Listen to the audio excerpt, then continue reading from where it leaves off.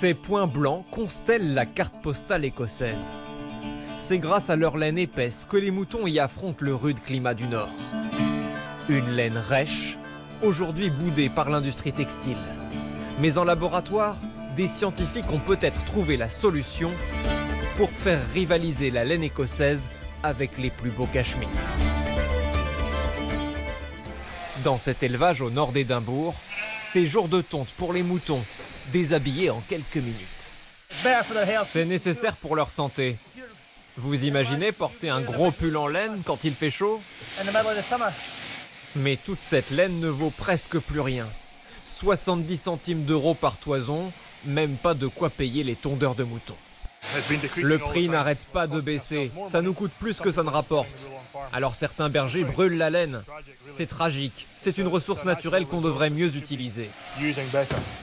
Si la laine écossaise ne fait plus recette, c'est parce qu'elle est naturellement rêche. Les kilts et les pulls qui grattent ne soutiennent pas la comparaison avec leurs équivalents en cachemire et en mérinos d'Asie ou d'Océanie. La solution se trouve peut-être dans ce laboratoire de l'université d'Édimbourg. Et elle tient dans une éprouvette. Ça, c'est une enzyme que je mets en contact avec la laine. En quelques jours, cette protéine naturelle va altérer les fibres de laine pour les rendre plus douces.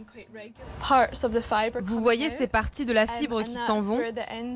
C'est là que l'enzyme a agi en retirant la partie externe du poil.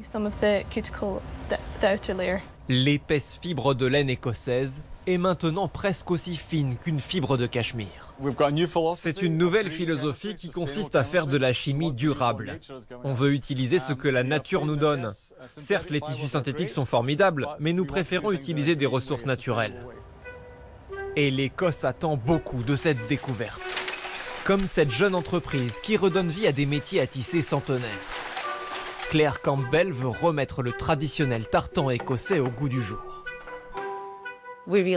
J'ai été surprise de voir que si peu de laine britannique était utilisée dans notre secteur, simplement parce qu'elle est trop raide.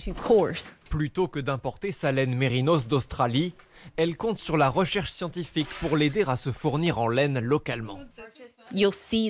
Quand vous voyez ces vêtements emblématiques de l'Écosse, vous pensez qu'ils sont 100% écossais, alors que bien souvent la matière première vient de très loin.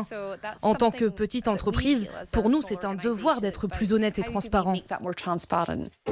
Il faudra patienter environ 5 ans pour que l'adoucissement de la laine réalisée en laboratoire puisse être reproduit à grande échelle.